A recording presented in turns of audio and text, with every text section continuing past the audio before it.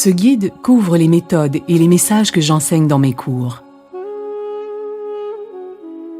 Une partie de la documentation contenue dans ces pages est tirée de mes autres ouvrages, afin de m'assurer que ce guide offre un aperçu complet de la thérapie par les anges.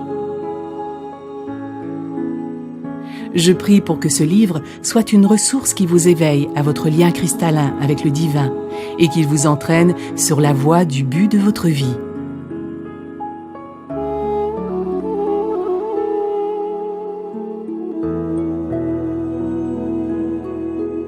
Avec amour, Doreen Virtue. Première partie. Entrer en contact avec les anges et les archanges. Les anges. Selon nos termes, un ange est une entité céleste, non matérielle, dépourvue d'ego, qui est un messager de Dieu. Ils ne sont pas associés à une religion en particulier, et ils viennent en aide aux gens de toutes les confessions religieuses. Ils travaillent avec Jésus et avec les maîtres ascensionnés de toutes les croyances. Les anges ont pour objectif de manifester la volonté de Dieu, c'est-à-dire la paix sur terre, une personne à la fois. Ils savent que si chacun est pacifique, nous aurons un monde d'individus pacifiques. Par conséquent, le but de votre existence est d'être en paix, et les anges veulent vous aider à y parvenir. Il est vrai que les défis nous aident à grandir, mais les anges disent aussi que la sérénité conduit à une évolution encore plus grande. Grâce à la quiétude d'esprit, notre créativité et notre emploi du temps sont plus en mesure de rendre service, et notre corps fonctionne plus sainement. Nos relations interpersonnelles s'épanouissent, et nous devenons des exemples rayonnants de l'amour de Dieu.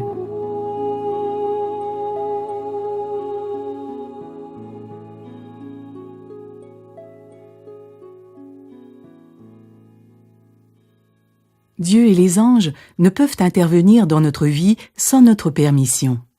Autrement dit, nous devons demander leur assistance avant qu'ils puissent nous aider. Peu importe la manière, l'important est de le faire. Vous pouvez simplement dire « Aidez-moi à être en paix, s'il vous plaît » et les anges se mettront à l'œuvre. Vous pouvez aussi faire une demande précise et ajouter « Cela ou mieux encore, Dieu, s'il vous plaît », étant donné que les normes célestes sont toujours supérieures aux nôtres. Par contre, ne dictez pas à Dieu et aux anges de scénarios pour résoudre une situation, ou ne gaspillez pas votre temps et votre énergie à vous demander comment le ciel vous aidera. Le comment relève de la sagesse infinie de Dieu. Votre seule tâche consiste à demander de l'aide et à suivre la guidance qu'on vous envoie. Tout le monde peut entendre Dieu et les anges et échanger avec eux. Vous n'avez pas besoin d'avoir suivi une formation spéciale, d'être qualifié ou méritant. Tout le monde l'est également quand il s'agit de l'amour et de l'aide du ciel. Vous avez été créé à l'image et à la ressemblance de Dieu. Par conséquent, vous partagez les qualités divines de l'amour, de l'abondance, de la santé, de la beauté et de la bonté. C'est le cas de chacun d'entre nous. Par ailleurs, en travaillant avec les anges, vous commencerez à comprendre que la compétition n'est nullement nécessaire, puisqu'il y a de tout en abondance pour satisfaire chacun. Vous commencez à partager librement, sans peur de manquer de ressources. Le monde spirituel où vivent les anges n'est pas un lieu éloigné. Le ciel est tout autour de nous, dans une autre dimension. Comme vos anges sont des entités célestes, ils n'ont jamais vécu sur Terre en tant qu'êtres humains. Sauf s'ils prennent une forme humaine temporairement, afin de pouvoir aider et guider plus directement les êtres humains. Invoquez les anges. Pour obtenir l'aide des anges, vous pouvez demander à Dieu, mentalement ou verbalement, de vous les envoyer, leur demander directement de venir à vous, ou en visualiser plusieurs en votre compagnie. Toutes les méthodes fonctionnent tant que vous le demandez. Ne vous inquiétez surtout pas d'ennuyer les anges avec vos demandes. Ce sont des entités illimitées qui ont des spécialités et sont heureuses de vous aider à atteindre la paix. Vous pouvez donc demander aux plus qualifiés de vous aider en fonction d'une situation donnée. Les anges ont vraiment des ailes, mais à ma connaissance, ils ne se servent pas de leurs ailes pour se déplacer. Je n'ai jamais vu un ange battre des ailes. Par contre, d'après ce dont j'ai été témoin, la seule fonction de leurs ailes est d'envelopper quelqu'un pour le réconforter. Un jour, les anges m'ont confié ceci. Les premiers artistes à peindre des anges ont pris notre aura de lumière pour des ailes. Ils nous ont donc dépeints avec des ailes dans leurs œuvres. Et nous vous apparaissons ainsi pour que vous sachiez qu'il s'agit de nous, vos anges. Votre relation avec vos anges gardiens s'approfondira davantage si vous leur parlez régulièrement. Pour apprendre à mieux les connaître, vous pouvez leur demander de s'identifier. Dans un moment calme, où vous ne serez pas distrait, pensez ou verbalisez votre requête en disant « Cher ange, s'il te plaît, dis-moi ton nom » et observez le prénom qui vous vient ensuite sous forme de pensée, de mots, de sentiments ou de visions. Il est préférable de noter vos impressions par écrit pour vous en souvenir. Ensuite, dites à votre ange « S'il te plaît, envoie-moi des signes que je remarquerai facilement dans le monde matériel pour m'aider à confirmer que j'ai compris correctement ton nom. » Vous recevrez cette confirmation par l'entremise des gens que vous croiserez, des conversations que vous entendrez, et ainsi de suite. En général, notre moi inférieur, l'ego, argumente en disant que nous inventons ces noms de toutes pièces. Voilà pourquoi nous demandons aux anges de nous envoyer des signes tangibles pour confirmer que nous les avons correctement entendus. Vous serez étonné de voir par quelle voie créative les anges vous aideront à percevoir cette confirmation.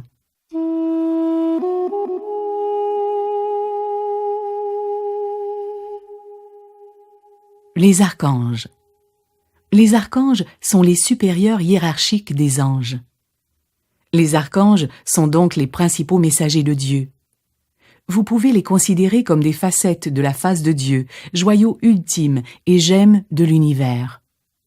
Ces facettes ou archanges sont des prismes qui irradient vers chaque être humain la lumière et l'amour de Dieu selon des schémas individuels précis. Les archanges appartiennent à Dieu. Ils travaillent donc avec les personnes de toutes les confessions religieuses et croyances. En fait, ils travaillent avec quiconque en fait la demande. Et comme ils ne sont pas soumis aux contraintes spatio-temporelles, ils sont capables d'être avec chacun de nous individuellement et simultanément. Le fait est que les archanges et les maîtres ascensionnés sont capables d'être avec toute personne qui désire leur assistance et de vivre une expérience unique avec chacune. Sachez donc que vous pouvez faire appel aux archanges en leur demandant mentalement de vous aider. Aucune prière officielle n'est nécessaire. Dans la thérapie par les anges, nous travaillons d'abord avec l'archange Michael afin de couper les cordons éthériques, de nettoyer et de protéger notre corps et nos champs énergétiques. Ensuite, avec Raphaël, afin de nous aider dans tous les aspects de la guérison. Interagir avec les archanges. Comme les archanges sont très près de la terre et de l'humanité, ils cherchent à travailler avec nous conjointement avec la volonté de Dieu. Il est donc naturel d'entrer en contact avec eux, et cela parce qu'ils sont un cadeau de Dieu à notre intention, et qu'ils font partie du plan divin pour la paix. Il n'est pas nécessaire d'agir comme un saint ou d'avoir une conduite parfaite pour obtenir l'aide des archanges. Ils voient par-delà des erreurs humaines la bonté intérieure que nous portons tous en nous. Aussi, leur mission leur demande d'aider ceux et celles qui ne sont pas en paix dans ce monde. Jamais les archanges ne violeraient notre libre arbitre en intervenant sans autorisation, même si leur intervention nous rendrait plus heureux. Ils doivent attendre que nous accordions notre consentement d'une façon ou d'une autre, par une prière, un appel à l'aide, un souhait, une visualisation, des affirmations ou une pensée. Vous n'avez donc pas besoin d'une formation particulière, ni d'utiliser des invocations élaborées pour attirer l'attention des archanges. N'importe quel appel à l'aide sincère suffit, étant donné qu'ils n'ont besoin que d'une chose, votre autorisation.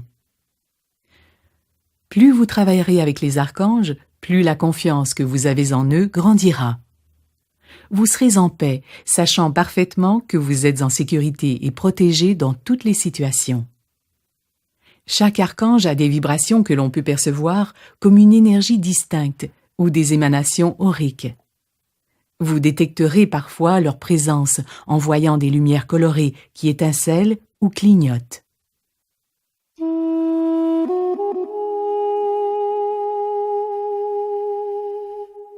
Médiumnité et être cher disparu.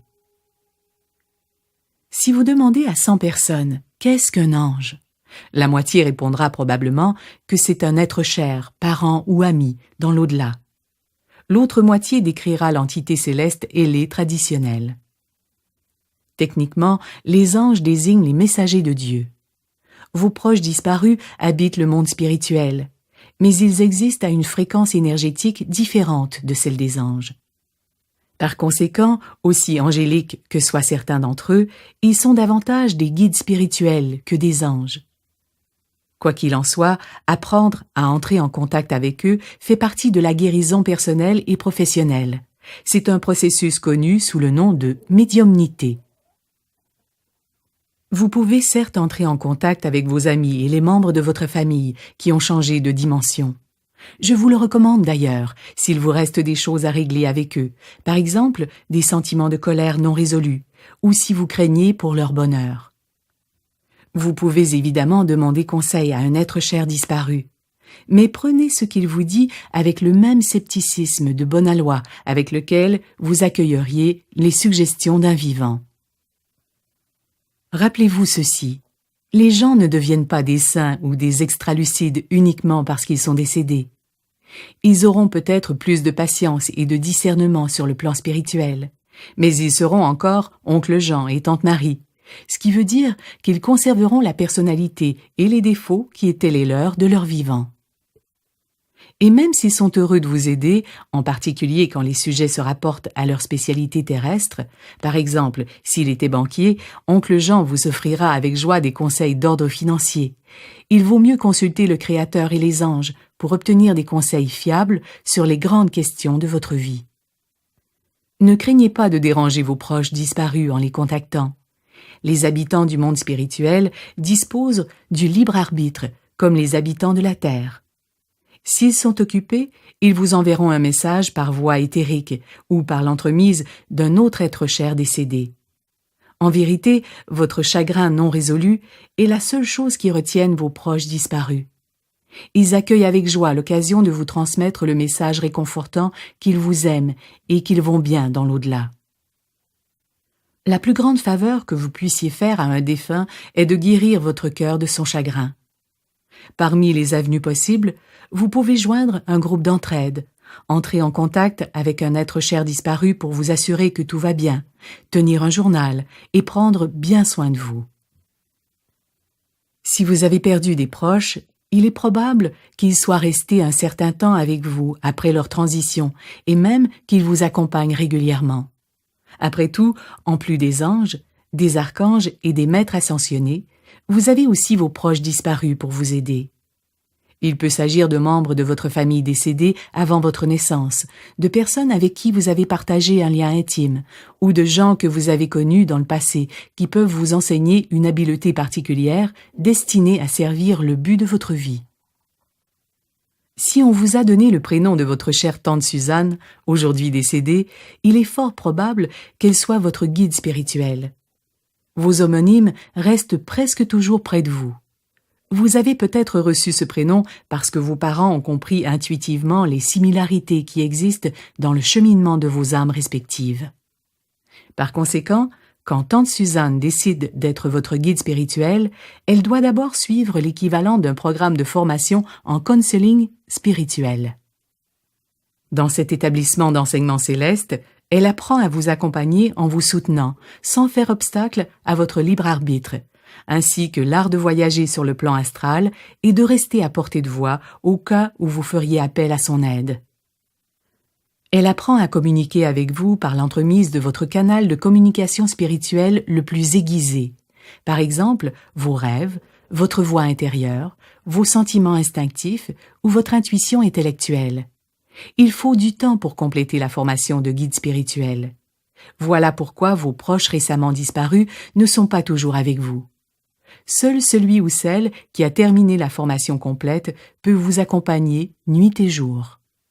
Toutefois, nous voulons que ce soit notre moi supérieur qui nous guide conjointement avec notre Créateur. Nos proches disparus peuvent assurément nous aider, mais comme je l'ai mentionné, ils ne sont pas automatiquement devenus des saints. Par contre, ils peuvent travailler de concert avec Dieu, l'Esprit Saint, les maîtres ascensionnés et les anges pour nous aider à accomplir la volonté divine, qui va dans le même sens que les intentions de notre moi supérieur. À mon avis, la principale raison d'être de ce contact avec nos guides est qu'ils peuvent apporter ce supplément d'âme à nos efforts, et le fait que nous pouvons ainsi maintenir ou approfondir nos relations avec eux. Selon mon expérience, les défunts aiment se rendre utiles. Après tout, ils ont tout le temps dans l'autre monde. Et surtout, ils veulent vous aider parce qu'ils vous aiment. Approfondir votre relation avec vos proches disparus. Est-ce que mes proches vont bien? C'est une question que j'entends continuellement. Mes lectures psychiques indiquent que presque tous les défunts vont très bien, merci. Leur seul inconfort vient de vous et moi, surtout si le chagrin nous brise jusqu'à l'obsession ou à la cristallisation émotionnelle. Ils poursuivent leur cheminement et souhaitent que nous fassions la même chose. Si notre chagrin nuit à notre évolution spirituelle ou à notre bonheur, nos proches décédés restent pareillement bloqués. Si nous poursuivions notre route en ayant une vie heureuse et productive, nos êtres chers disparus chanteraient, se réjouiraient et célébreraient dans la jubilation. Une fois au ciel, les esprits se sentent merveilleusement bien physiquement. Lorsqu'ils se sont libérés de leur corps physique, les maladies, les blessures et les handicaps disparaissent. Leur âme est intacte et en parfaite santé. Chacun se sent encore comme s'il était de son vivant, sans la lourdeur et la souffrance des contraintes terrestres. On me dit souvent, qu'est-ce qui se passe si mes proches disparus sont en colère contre moi? Au ciel, vous renoncez à beaucoup de soucis qui vous alourdissaient sur terre. Vous voyez plus clairement les véritables motivations d'autrui, ce qui fait que vos proches disparus ont une meilleure compréhension de ce qui vous a poussé à agir comme vous le faites. Au lieu de vous juger, ils vous regardent avec compassion. Ils ne font obstacle à votre comportement, par exemple les dépendances, que s'ils constatent que votre mode de vie est en train de vous tuer ou vous empêche de remplir le dessein de votre existence. Et ne vous faites pas de soucis, grand-papa ne vous regarde pas lorsque vous prenez une douche ou faites l'amour. Ces âmes ne sont pas des voyeurs. En fait, ce que nous savons tend à prouver que les guides spirituels ne voient pas notre corps incarné, mais plutôt notre énergie et notre corps de lumière. Par conséquent, ils comprennent simplement nos vraies pensées et nos vraies émotions dans chaque situation. Vous n'avez pas besoin de leur cacher vos soucis. Vous pouvez communiquer avec vos amis et parents décédés en tout temps et en tout lieu. Ne craignez pas de troubler leur paix. En matière de relations, tout le monde, vivant ou non, veut résoudre ce qui n'a pas été réglé, ce qui fait que nos proches disparus sont aussi intéressés et motivés que vous à avoir cet échange. Je constate que la majorité des gens arrivent à sentir la présence de leurs proches disparus. L'organisme de chacun est sensible aux énergies et les traduit intuitivement en un savoir significatif. Il s'agit d'une habileté de survie innée que vous possédez, comme tout le monde d'ailleurs. Par conséquent, si vous sentez la présence de Mamie Jeanne, faites confiance à votre ressenti. Animaux de compagnie décédés. Votre animal de compagnie décédé peut aussi agir comme guide spirituel, au point que vous pouvez ressentir, percevoir ou voir sa présence spirituelle. L'âme d'un animal survit à la mort et reste près de vous comme si votre amour mutuel était une laisse qui vous attachait l'un à l'autre. Les gens découvrent que leurs animaux de compagnie ont la même personnalité, la même apparence et les mêmes comportements que de leurs vivants. Parmi les participants, plusieurs rapportent avoir vu ou perçu des apparitions de leur animal de compagnie décédé. Ainsi, vous pourrez sentir que Princesse a sauté sur votre lit ou que Fido est étendu sur le canapé. Avec votre vision périphérique, vous pourrez même voir votre compagnon à quatre pattes traverser la pièce en courant. C'est que le coin de votre œil est plus sensible à la lumière et au mouvement que la partie frontale, ce qui fait que vous percevez souvent des visions psychiques dans cette zone. De plus, j'ai vu des animaux représentant des totems spirituels. Ce sont les aigles, les loups et les ours qui encerclent la tête des humains et leur confèrent une protection et sagesse naturelle. Vous pouvez continuer de communiquer avec tous vos proches décédés, y compris vos animaux de compagnie. Faire de la médiumnité pour d'autres. Je donne des cours de médiumnité depuis la fin des années 90 et cette période m'a permis de comprendre que tout le monde peut communiquer avec les proches disparus d'une autre personne. Autrement dit, nous sommes tous des médiums également doués. Comme je l'ai souligné plus tôt, les différences apparentes entre les compétences médiumniques relèvent de la capacité de chacun à faire confiance à ses ressentis et à ses pensées intuitives. Quand vous faites une lecture à quelqu'un, en particulier une personne accablée de chagrin, il est normal de vivre une certaine anxiété face à votre performance. Vous êtes évidemment soucieux de faire la meilleure lecture possible. Eh bien, sachez que cette anxiété a le pouvoir de diminuer l'efficacité de vos capacités psychiques. Voilà pourquoi il est important de se concentrer uniquement sur le lien d'amour qui existe entre un proche décédé et la personne pour qui vous faites la lecture.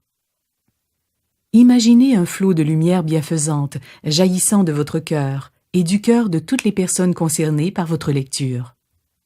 Visualisez ces lumières aimantes qui émergent et se mélangent les unes aux autres. Il est important lors d'une lecture, et probablement crucial en médiumnité, que vous dirigiez toute votre attention sur la question suivante et sa réponse. Comment puis-je servir?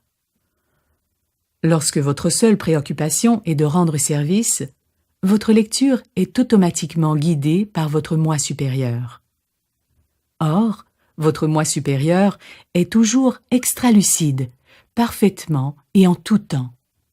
Ainsi, concentrez-vous sur le service lorsque vous faites une lecture médiumnique pour les autres, et vous réussirez à merveille.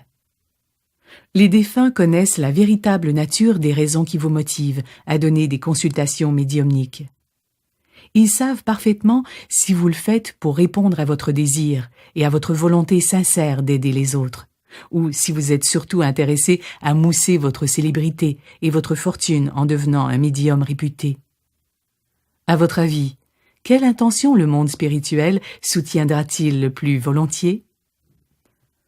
Les défunts apprécient le même civisme que les vivants. Ainsi, ayez l'obligeance de vous présenter à la personne avec qui vous essayez d'entrer en contact, plutôt que d'exiger d'emblée qu'elle vous fournisse des renseignements.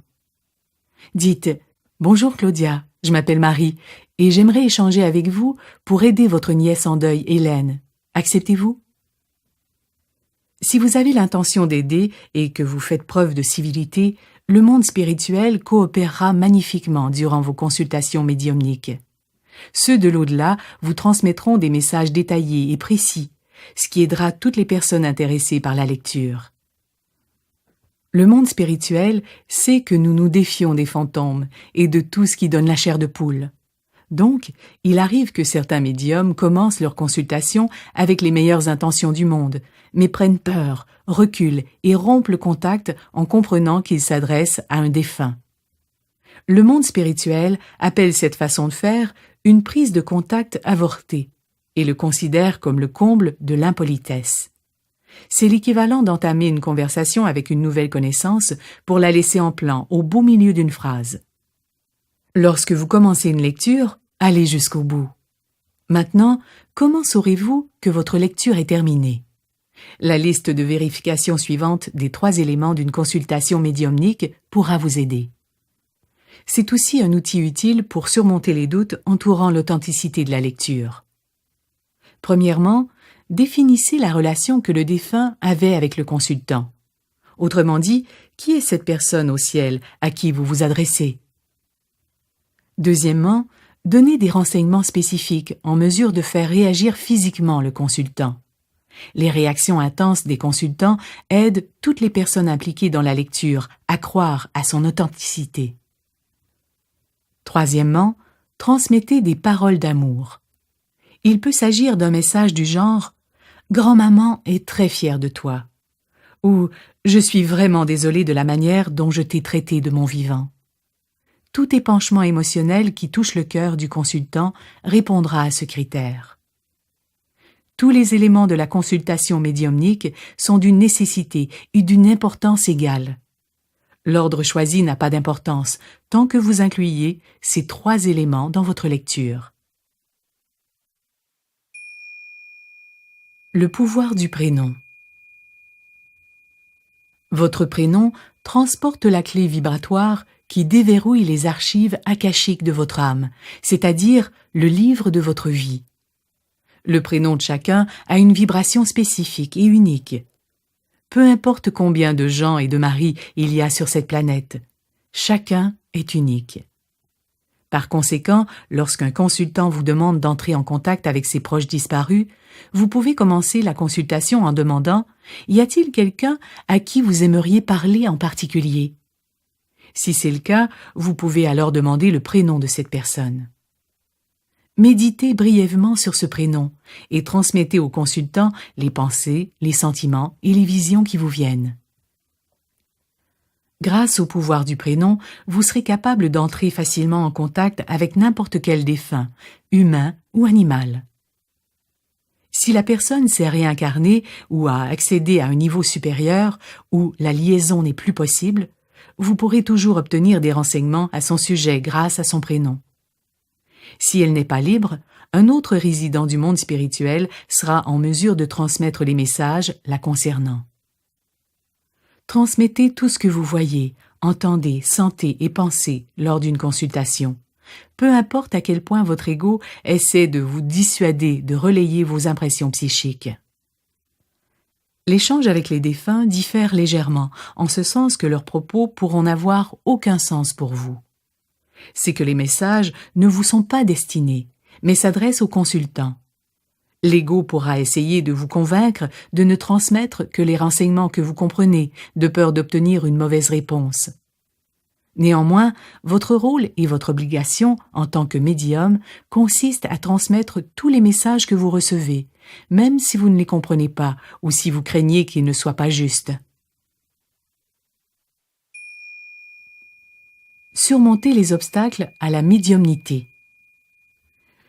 L'obstacle le plus fréquent à la réception des messages médiumniques est une fréquence spirituelle beaucoup plus élevée que celle de vos amis et parents disparus.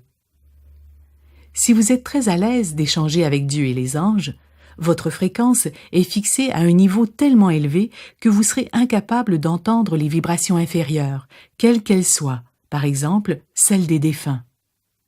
Vous pouvez abaisser votre taux vibratoire sans danger en vous ancrant. La façon la plus simple consiste à frictionner vos pieds nus ou à aller dehors pieds nus. Également, lorsque vous faites une lecture médiumnique, il faut enlever vos bijoux de cristal, car la fréquence vibratoire élevée du cristal élèvera automatiquement votre énergie.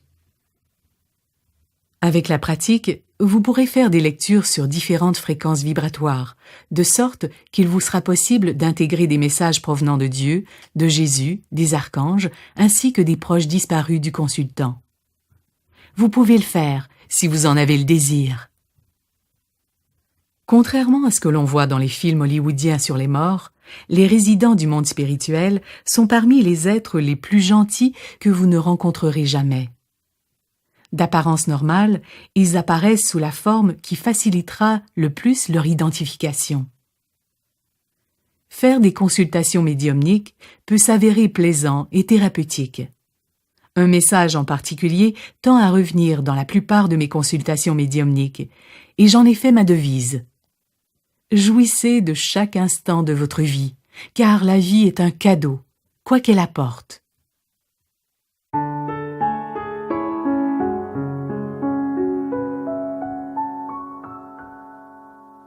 Deuxième partie. Méthode de la thérapie par les anges. Dialoguer avec les anges. Étant donné que vous avez des anges gardiens comme tout le monde, et que les études scientifiques démontrent que l'intuition est une caractéristique innée chez l'être humain, vous pouvez avoir des conversations spécifiques avec vos anges et ceux de vos semblables. La première étape consiste à faire face à vos peurs, afin qu'elles ne bloquent pas votre connexion avec le divin. Voici les peurs les plus courantes que l'on vit en décidant de parler à ses anges. Observez si cela déclenche des réactions physiques ou si vous avez l'impression de vous reconnaître. Remettez au ciel les peurs que vous ressentez en imaginant que chacune est entourée d'une sphère de lumière et tendez-les aux anges qui vous encerclent. Ressentez la libération qui vient de vous délester de ces inquiétudes. Et si je ne recevais pas de message? Dans la communication angélique, la principale raison qui explique ce blocage est qu'on essaie trop de provoquer les choses.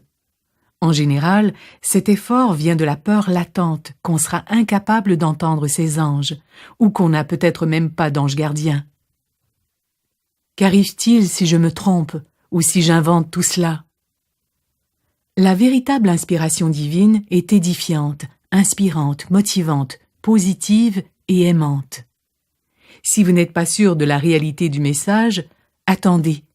L'inspiration divine revient à maintes reprises, tandis que les faux conseils finissent par s'évaporer lorsqu'on les ignore.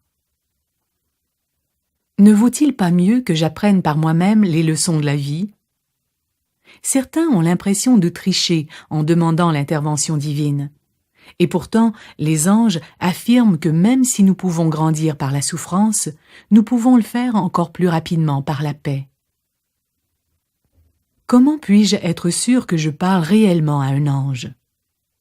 Dieu, les archanges, les maîtres ascensionnés et les anges s'expriment tous avec des paroles aimantes et positives.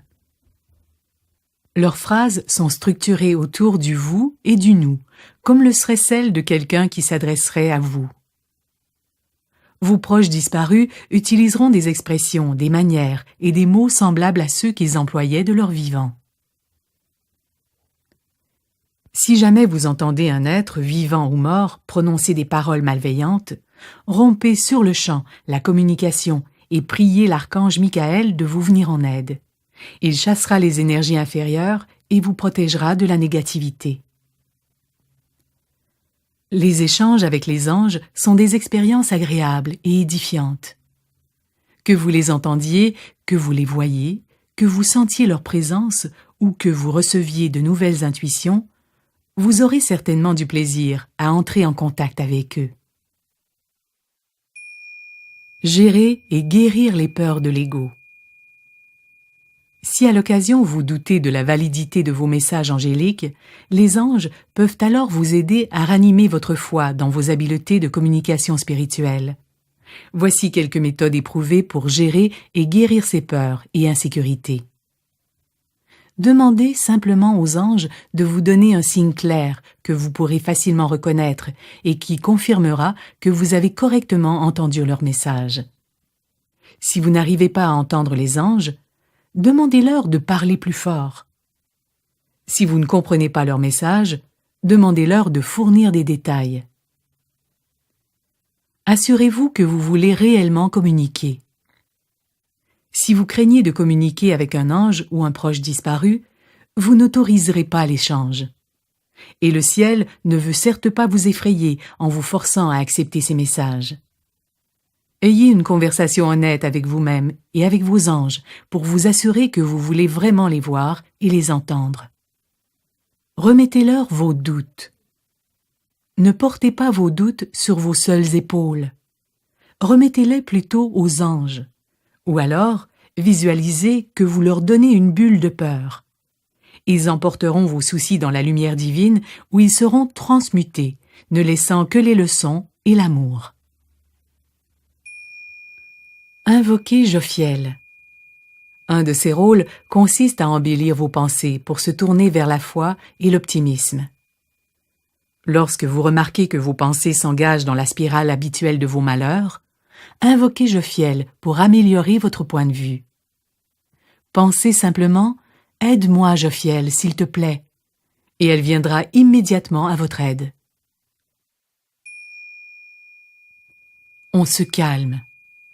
Si vous êtes tendu durant une lecture angélique, prenez un moment pour vous centrer. Fermez les yeux, chassez vos inquiétudes par rapport au temps et prenez 3 respirations très profondes. Visualisez un rayon de lumière blanche qui descend, entre par le sommet de votre tête et traverse votre corps, magnétisant vers lui toute l'énergie génératrice de stress. Demandez mentalement à vos anges de vous aider, puis commencez ou poursuivez votre lecture. Examinez votre style de vie. Les anges nous encouragent couramment à améliorer nos choix alimentaires, nos habitudes de sommeil et d'exercice, parce que les styles de vie influencent la sensibilité psychique et intuitive. Et lorsque les anges vous suggèrent de changer votre façon de vivre, leurs conseils répétés sont difficiles à ignorer. Prenez des notes dans un journal consacré à vos communications angéliques. Vous remarquerez bientôt avec quelle justesse vos anges prédisent votre avenir et vous guident dans des choix privilégiant la vie. Vous remarquerez aussi que les messages de vos anges comportent d'importants schémas qui peuvent constituer en eux-mêmes une forme de guidance divine.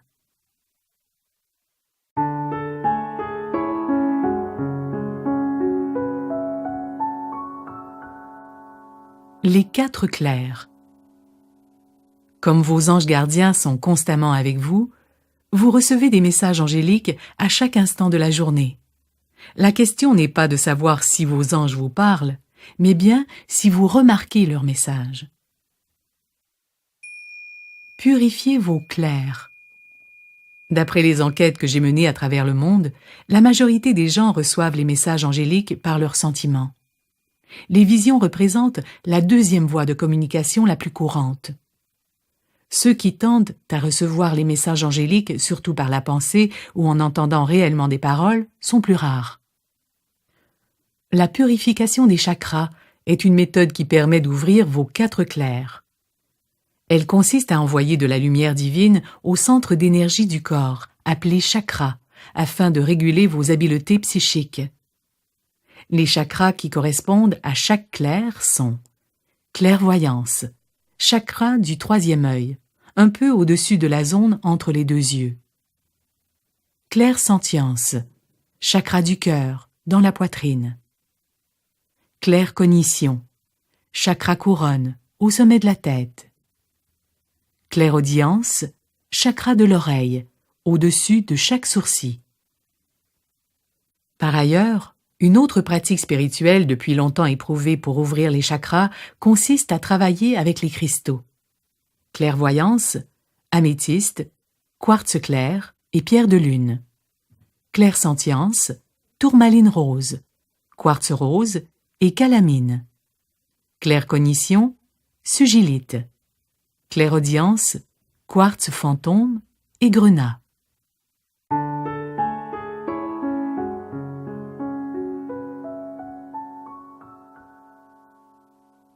Clairvoyance.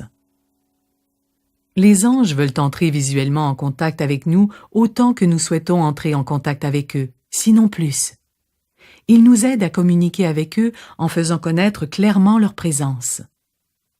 En s'exerçant et en ayant une intention claire, la plupart des gens peuvent développer la capacité de voir les anges à l'extérieur de leur sphère mentale, les yeux ouverts.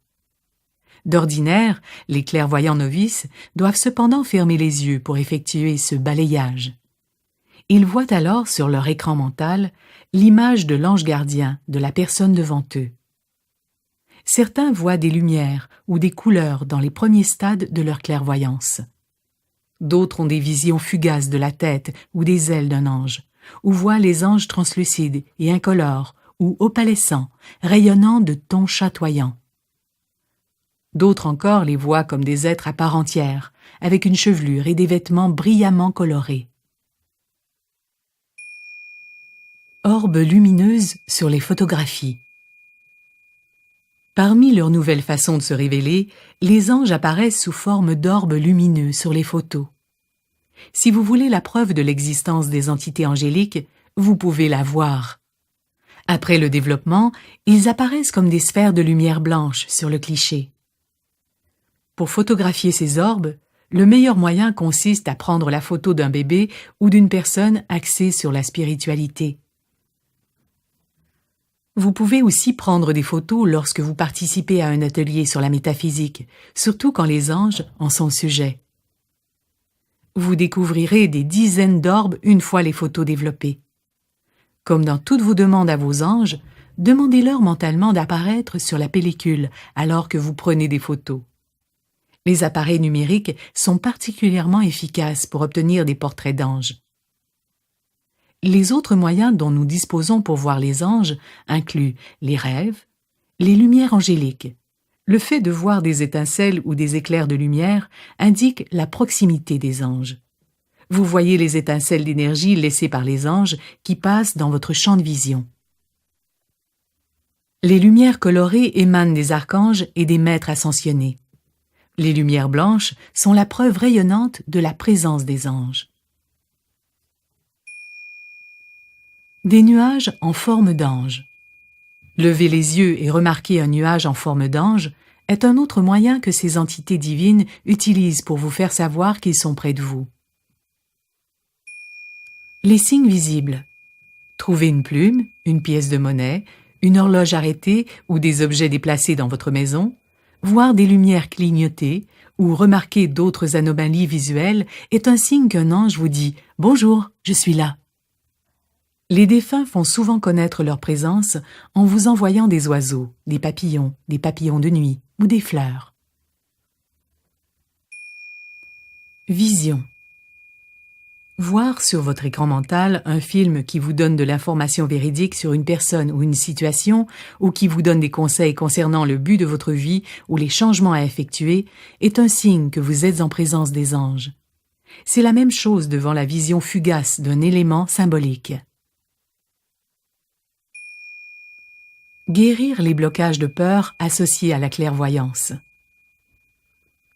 Si vous constatez que vos images mentales ne sont pas à la hauteur de ce que vous souhaitez en termes de profondeur, de clarté ou de couleur, il est probable que vous portiez certaines peurs qui vous bloquent. Ces peurs sont tout à fait normales et vous pouvez facilement en guérir dès que vous êtes disposé à le faire. Par exemple, vous avez peut-être peur de perdre le contrôle.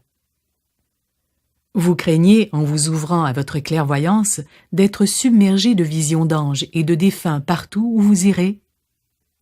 La clairvoyance est comme un téléviseur que vous pouvez allumer, éteindre et faire taire à volonté. Par ailleurs, la volonté de Dieu en ce qui vous concerne est identique à celle de votre moi supérieur. Le grand plan vous réserve beaucoup de bonheur et de plénitude. Qui plus est, vous découvrirez un plus grand sens dans tous les domaines de votre vie. Vous craignez voir quelque chose qui vous effraie. Vous avez en horreur les maisons hantées et les films de monstres, et vous ne voulez absolument pas voir flotter dans votre maison quoi que ce soit qui ressemble à des vampires ou des gnomes. En vérité, si vous avez pu garder les yeux ouverts en regardant le sixième sens, vous avez vu le pire. Un fait qu'Hollywood n'a pas encore saisi. Le monde spirituel est beau. Vous avez peur d'être ridiculisé. Vous craignez qu'on vous traite de fou, d'hurluberlu, de trop sensible. Vous avez peur d'affronter les attitudes négatives. Vous êtes probablement un artisan de lumière, quelqu'un qui se sent poussé à améliorer le monde sur le plan spirituel. Si vous avez été taquiné durant l'enfance, vous avez peut-être des blessures affectives non résolues associées au ridicule.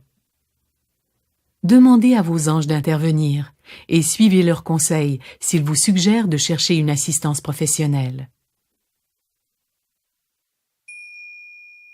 Vous craignez de voir l'avenir. Vous êtes peut-être inquiet de voir la prédiction de changements planétaires ou sociaux qui vous effraieront. Si vous voyez ces événements et êtes absolument certain qu'ils ne viennent pas de votre ego, vous aurez une meilleure idée de votre mission en tant qu'artisan de lumière. Bien que pareil mandat puisse sembler intimidant et décourageant, souvenez-vous que vous y avez consenti avant votre incarnation, et que Dieu et les anges ne vous auraient jamais confié une tâche aussi monumentale à moins de vous savoir capable de l'accomplir.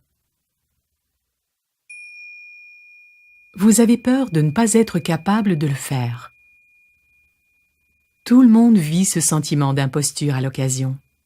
En fait, les psychologues ont donné à cette peur le nom de syndrome de l'imposteur.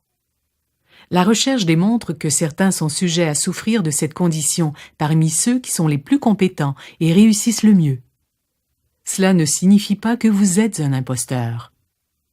L'ego ou le moi inférieur emploie ce genre de peur ou d'illusion pour nous distraire et nous empêcher de nous rappeler qui nous sommes et de travailler à accomplir notre mission terrestre. Blocage à la clairvoyance provenant de vies antérieures. Il arrive que le blocage à la clairvoyance tire son origine de notre passé lointain.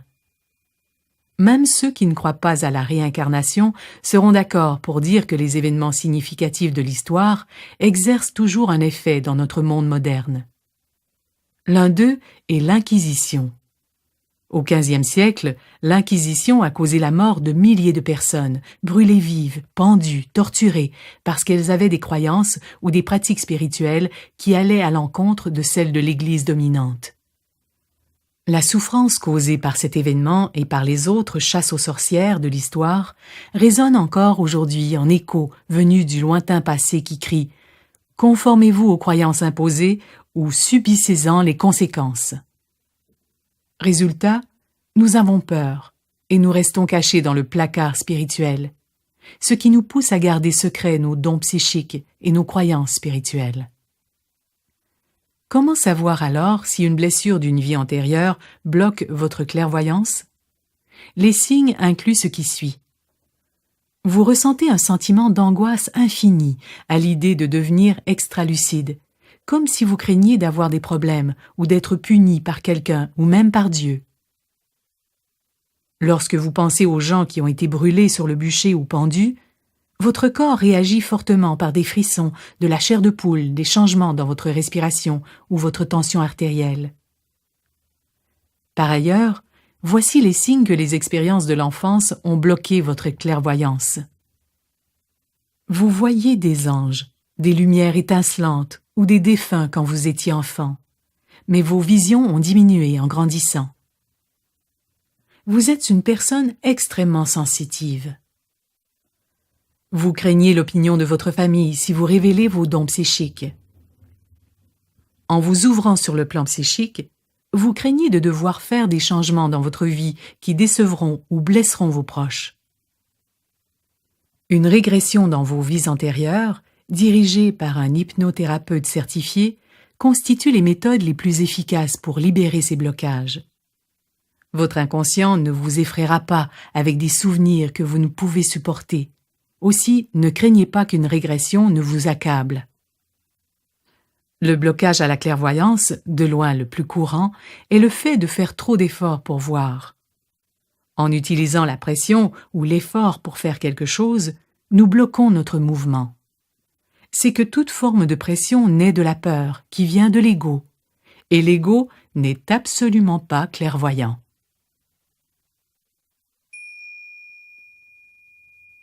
Guérir les blocages psychiques. Tout le monde a des blocages psychiques, jusqu'à un certain point. Aussi, l'idée n'est pas de s'en libérer complètement. Quoi qu'il en soit, nous pouvons résoudre et libérer des inhibitions qui nous entravent sur le plan psychique. Les techniques et outils de guérison qui suivent peuvent aussi avoir des résultats remarquablement favorables dans d'autres domaines de la vie. Guérison durant le sommeil. Quand vous dormez, votre esprit sceptique est aussi au repos. Dès que vous êtes prêt à vous ouvrir à votre clairvoyance, demandez aux anges et à tout autre être du monde spirituel avec qui vous travaillez de venir dans vos rêves. Un exemple de la façon de procéder est de prier. Archange Raphaël, je demande que tu viennes dans mes rêves cette nuit. S'il te plaît, envoie de l'énergie de guérison à mon troisième œil et dissous les peurs qui pourraient bloquer ma clairvoyance. Merci de m'aider à voir clairement avec ma vision spirituelle. Recevoir un soutien d'une âme semblable. Je crois que vous trouverez utile d'avoir l'encouragement de quelqu'un qui est dans une situation semblable à la vôtre.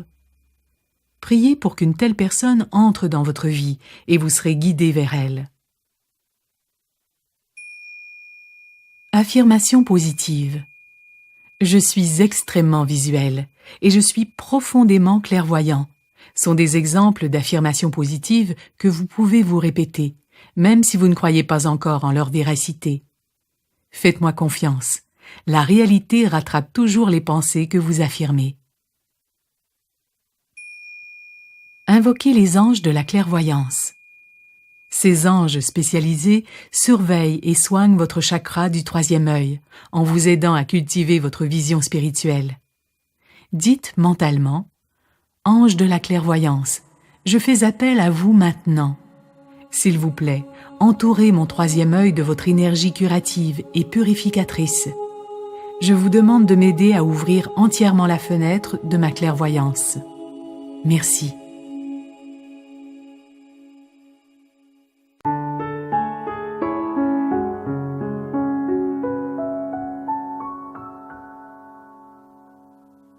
Clairsentience. La majorité des gens perçoivent leurs anges grâce à un sentiment ou à une sensation. Lorsque les anges s'approchent tout près, vous pouvez sentir leur présence. Combien de fois avez-vous eu le sentiment viscéral de ne pas vous engager dans une relation ou accepter un emploi, acheter quelque chose ou passer par un endroit particulier en voiture? Bien entendu, que vous ayez écouté ou non votre intuition, ces situations vous offrent la possibilité d'apprendre à avoir la foi et à suivre votre moi supérieur la prochaine fois. C'est le processus de communion avec vos anges, c'est-à-dire le fait d'avoir confiance que vos sentiments sont un outil de divination précis et légitime que Dieu vous a donné. Voici certaines façons courantes grâce auxquelles vous pouvez entrer en contact avec vos anges par vos sentiments. Sentir un parfum de fleurs alors qu'il n'y en a pas autour. Sentir qu'on vous a touché, caresser les cheveux, pousser du coude, protéger, border ou étreint.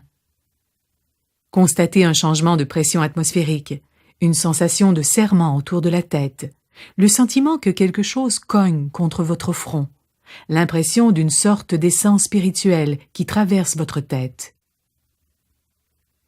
Vous pouvez aussi percevoir des changements dans la température de l'air, un élan soudain d'euphorie ou de béatitude, le sentiment viscéral qu'il s'agit d'une expérience irréelle. Les vraies expériences angéliques sont chaleureuses, sûres, aimantes et agréables, tandis que les fausses donnent froid, hérissent et font peur.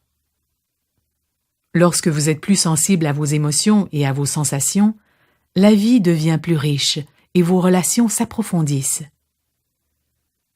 Vous ressentez plus de compassion et d'amour divin, vous comprenez les autres plus facilement, vous devenez plus équilibré et plus habile à remarquer et à suivre votre intuition.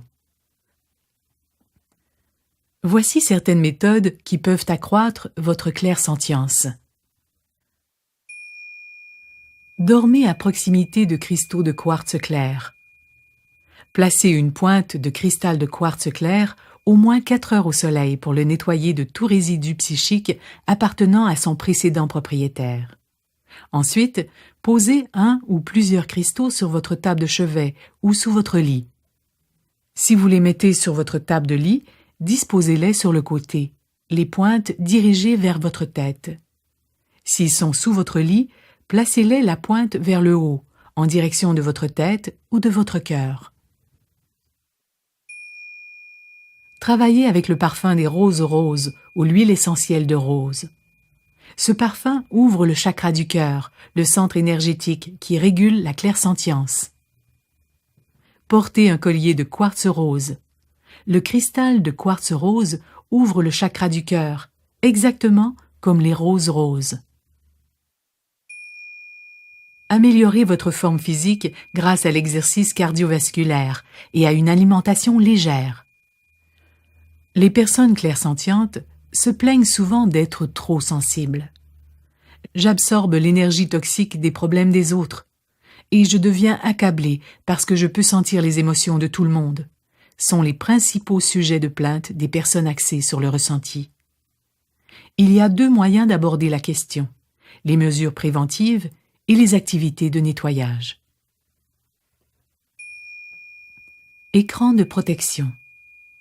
Les mesures de prévention sont un peu comme les contraceptifs. Elles ne sont pas efficaces à 100%, mais fournissent tout de même une protection considérable.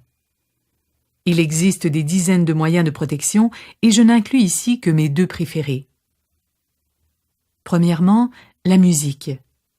Les anges disent que la musique agit comme un bouclier psychique en nous entourant d'énergie protectrice. C'est une bonne idée d'en faire jouer continuellement autour de soi dans des situations anxiogènes. Deuxièmement, la lumière rose. Un jour, j'ai mentalement fait appel à l'aide de mes anges. Entoure-toi d'un cylindre de lumière rose, m'ont-ils immédiatement conseillé. Je me suis imaginé au centre d'un grand cylindre de lumière rose, comme si j'étais dans un tube de rouge à lèvres. Il montait au-dessus de ma tête et descendait sous mes pieds. Rien ne peut pénétrer ce bouclier de lumière rose, excepté les énergies qui viennent de l'amour divin. De cette manière, tu peux être pleinement présente, sans endosser les illusions de souffrance, m'ont-ils assuré. J'utilise la technique du bouclier rose depuis ce jour, avec des résultats formidables et des commentaires favorables de la part de ceux et celles à qui je l'ai enseigné. Merci les anges. Nettoyage. Nous sommes souvent fatigués, irritables ou déprimés, sans savoir pourquoi. Souvent, le coupable est notre contact avec les sentiments négatifs d'autrui. Si vous exercez une profession d'entraide, votre exposition aux émotions toxiques est particulièrement élevée et il est essentiel de nettoyer régulièrement ces énergies. Néanmoins, la façon la plus simple de vous débarrasser des débris psychiques est de faire appel à Mère Nature. Les plantes ne convertissent pas seulement le dioxyde de carbone, elles transmutent également les énergies inférieures. Les anges nous invitent fortement à garder une plante verte en pot sur la table de chevet. Cela peut faire des merveilles durant notre sommeil. Elle absorbe l'énergie lourde que nous avons ingérée durant la journée et l'envoie dans les éthers. Ne craignez rien, cela ne lui nuira pas. Un lierre ou un philodendron s'avérerait un bon choix. En vous exerçant, vous deviendrez de plus en plus en phase avec vos émotions et de plus en plus apte à faire confiance à leur sagesse. Si vous ajoutez à votre répertoire spirituel le pouvoir de vos pensées et de vos idées, vous aurez une autre avenue limpide pour recevoir et suivre l'inspiration divine.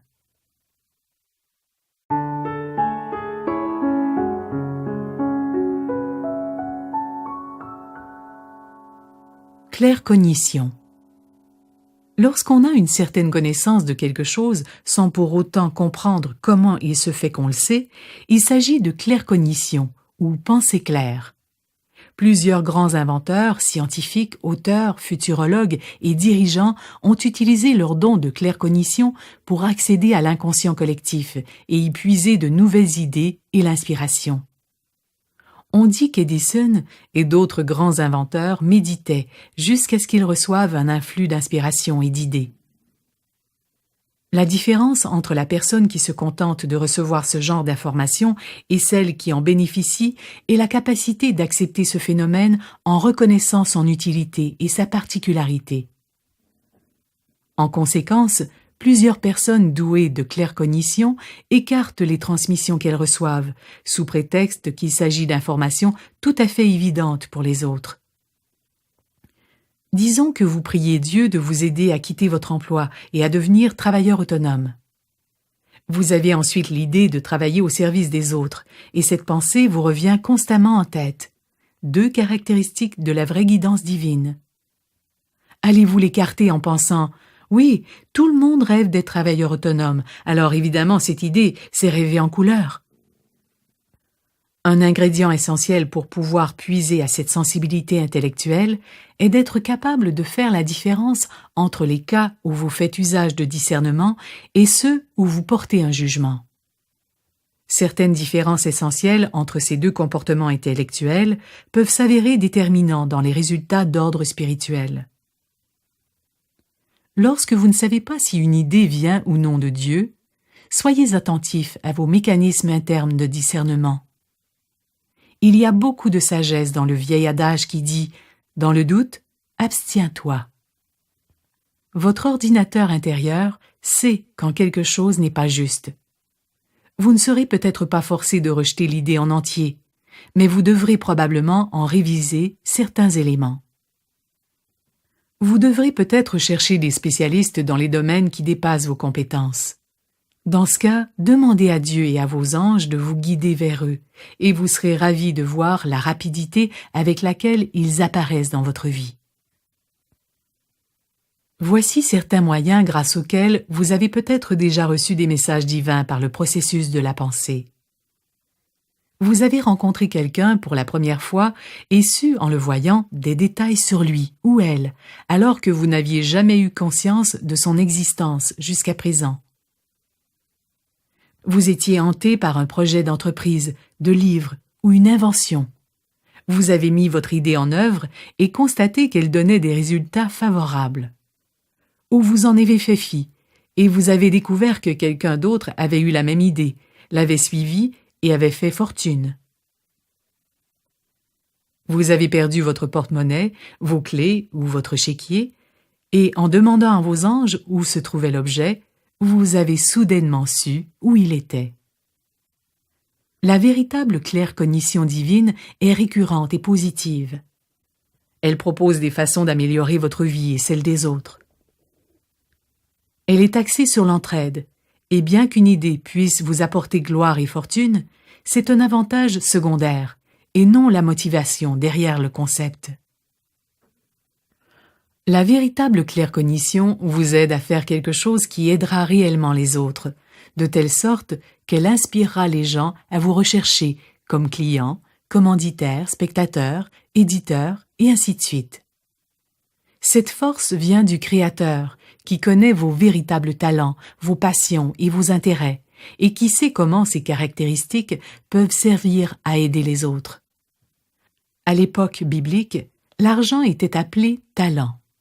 Et vous avez des talents que vous pouvez échanger contre de l'argent. La véritable claircognition ne se contente pas d'agiter un rêve sous votre nez. Non, elle nous donne des instructions complètes, étape par étape. Nous recevons cette information sous forme de pensées récurrentes qui nous disent de faire quelque chose. Si nous suivons ces instructions et complétons l'étape A, nous recevrons ensuite, toujours de façon récurrente, les instructions de l'étape B. Dieu nous guide ainsi, pas à pas, tout au long de l'accomplissement de la manifestation souhaitée. Les anges vous donnent des idées en réponse à vos prières pour obtenir des conseils. Vous recevez cette transmission divine dans les moments où votre esprit est réceptif, c'est-à-dire dans vos rêves, en méditation, lorsque vous faites de l'exercice, ou même en regardant une émission télévisée ou un film, alors que votre esprit tend à passer en mode automatique. Les intuitions divinement inspirées vous exciteront et vous dynamiseront, et il est essentiel de ne pas les contrer par des pensées pessimistes. Une idée a un accent de vérité et vous savez, au plus profond de votre âme, que c'est la bonne. Scepticisme, pragmatisme et foi. En termes de foi, les personnes douées de claircognition ont tendance à vaciller plus que celles qui ont d'autres modes d'inspiration divine. Que votre hypothèse se pose en faveur de l'existence des anges ou non, prenez le temps de mettre votre théorie à l'épreuve.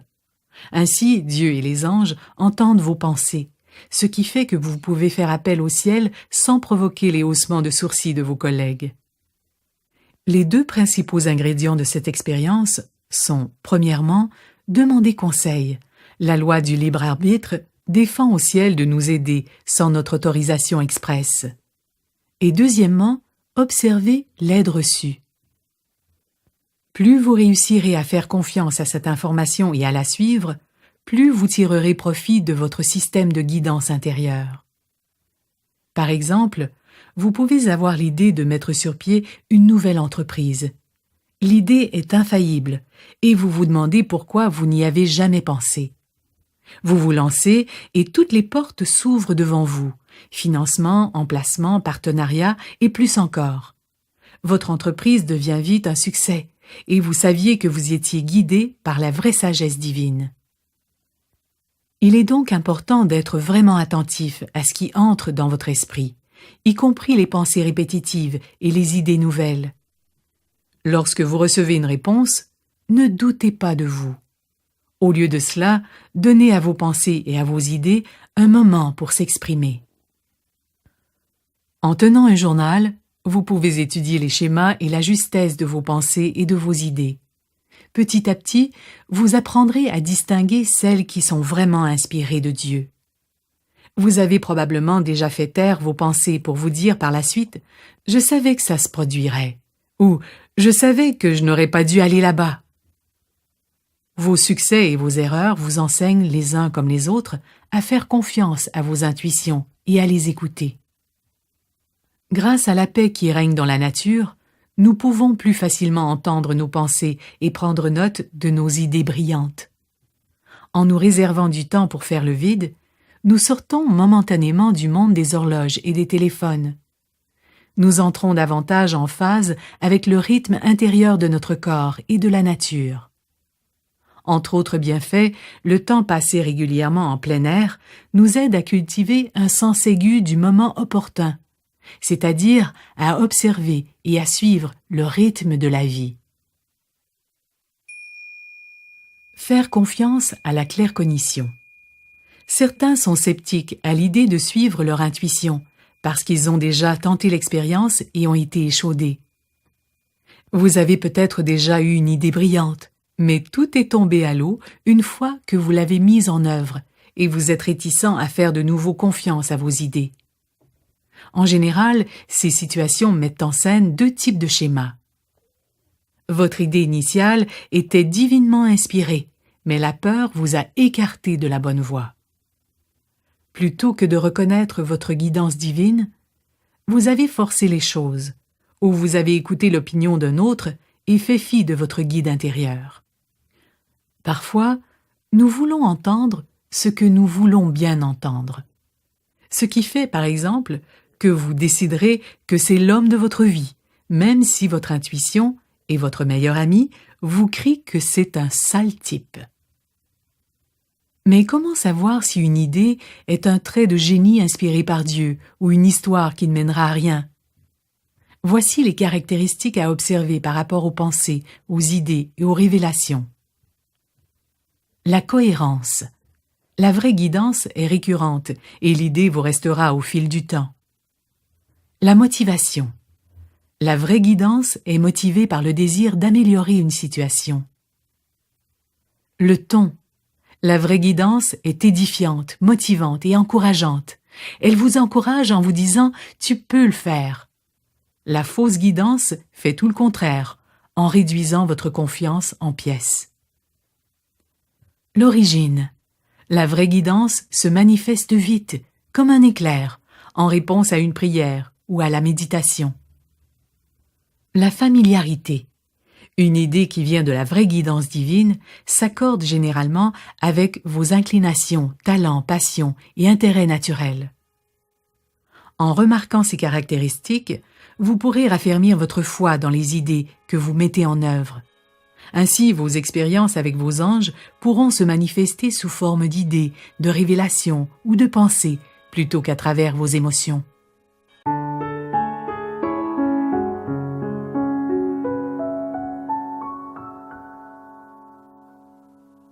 Clairaudience.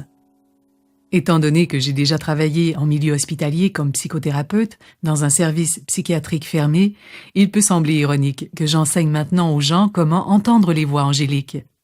Et pourtant, quand nous tendons l'oreille à la voix de Dieu et des anges, ce sont les voix les plus saines que nous n'entendrons jamais.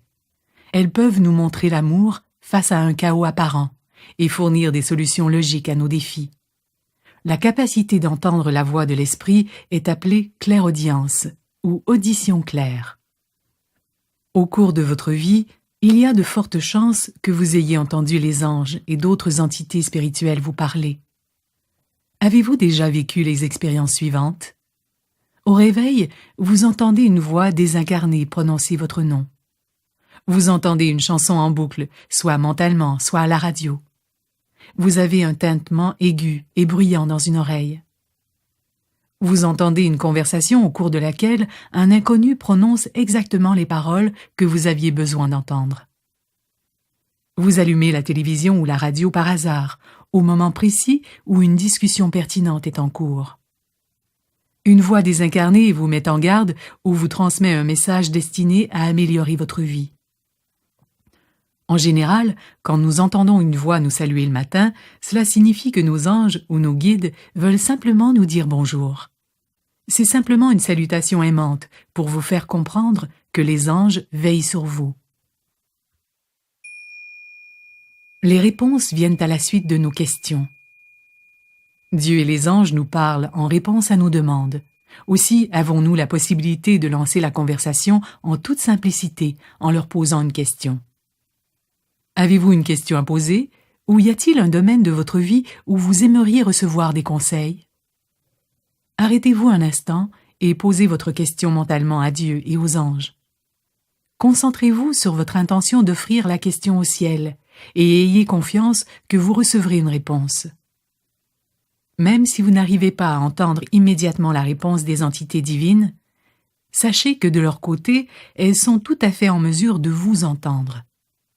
Vous devriez recevoir une réponse auditive à votre question en moins d'une journée environ.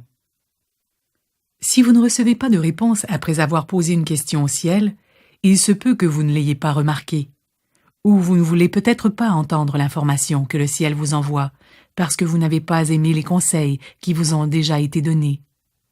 En conséquence, vous vous empêchez de percevoir tout nouveau message. Continuez de répéter la question jusqu'à ce que vous obteniez une réponse. Demandez à vos anges de vous aider à entendre.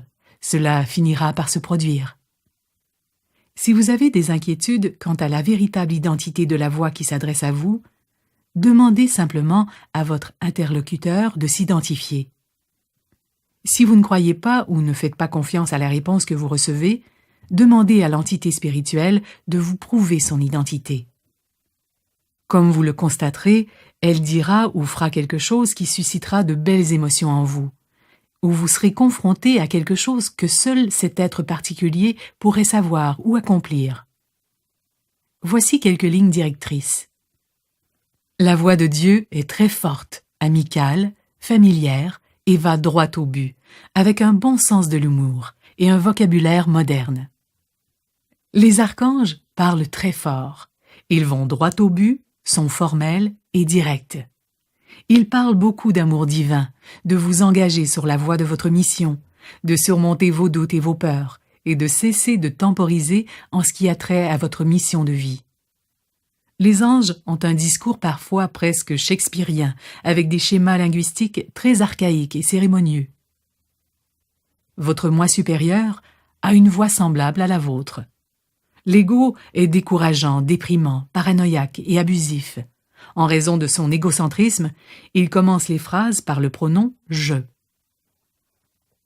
Si vous êtes naturellement auditif, vous entendez déjà la voix de Dieu et de vos anges. Cependant, si ce n'est pas votre premier canal de communication divine, vous pourrez avoir de la difficulté à percevoir la voix du ciel. Voici quelques méthodes qui peuvent vous aider à entendre clairement la voix du divin. Nettoyez les chakras de vos oreilles. Les chakras des oreilles sont situés au-dessus des sourcils, à l'intérieur du crâne. Ils sont d'un violet rougeâtre. Imaginez 2 disques d'un violet rougeâtre qui révolutionnent dans le sens horaire au-dessus de vos sourcils. Voyez ou sentez que vous leur envoyez des rayons de lumière blanche purificatrice et que vous les illuminez de l'intérieur. Répétez cette méthode lorsque vous sentez que votre écoute psychique est bloquée.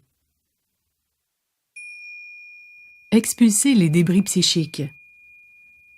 Vous pouvez expulser la négativité accumulée dans les chakras de vos oreilles en écrivant le nom des personnes qui vous ont agressé verbalement, vous y compris, sur un bout de papier que vous mettrez dans un contenant en plastique rempli d'eau. Placez ensuite le contenant au congélateur. Vous ressentirez un sentiment immédiat de libération en mettant ces noms au froid. Laissez-les au même endroit au moins 3 mois. En passant, c'est une méthode merveilleuse pour chasser n'importe quel genre de problème. Réactivez les fréquences mises en sourdine. Quand vous étiez enfant, avez-vous bloqué la voix de votre mère, de votre père, de votre professeur ou d'une autre personne, peut-être même de vous? Le problème est que vous avez probablement bloqué toutes les autres voix de la gamme de fréquences identiques à celles que vous aviez mises en sourdine à l'époque.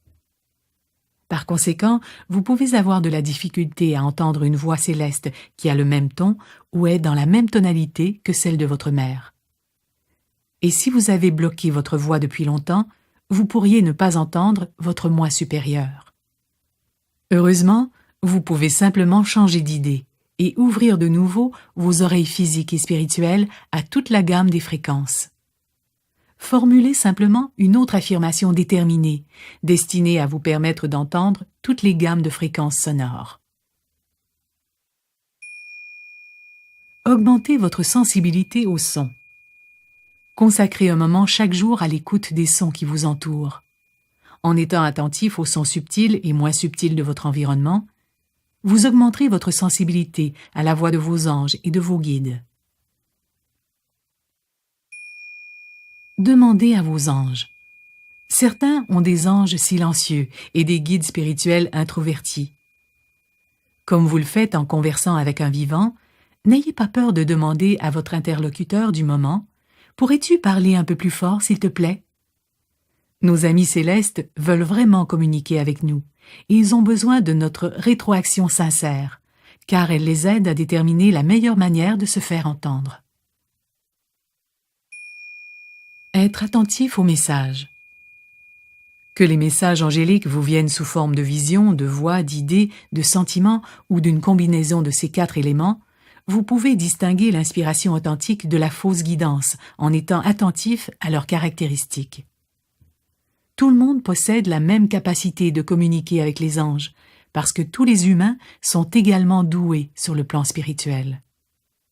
Certains pourront paraître plus doués que d'autres en clairvoyance, mais c'est uniquement parce qu'ils étaient plus disposés à écouter, à croire et à se fier aux informations transmises par leur sens spirituel.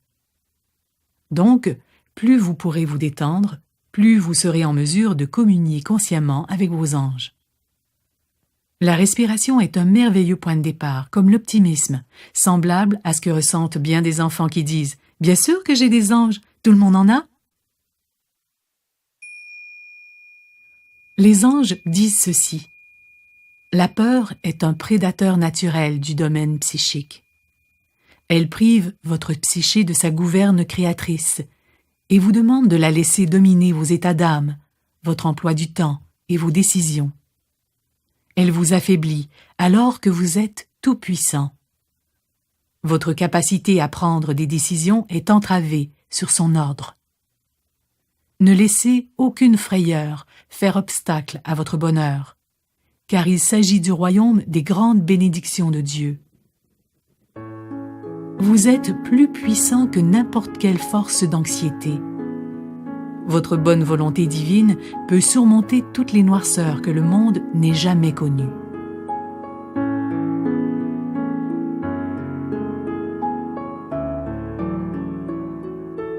La lumière de votre Créateur aveuglera toujours vos ennemis si vous vous concentrez sur le rayonnement de votre esprit.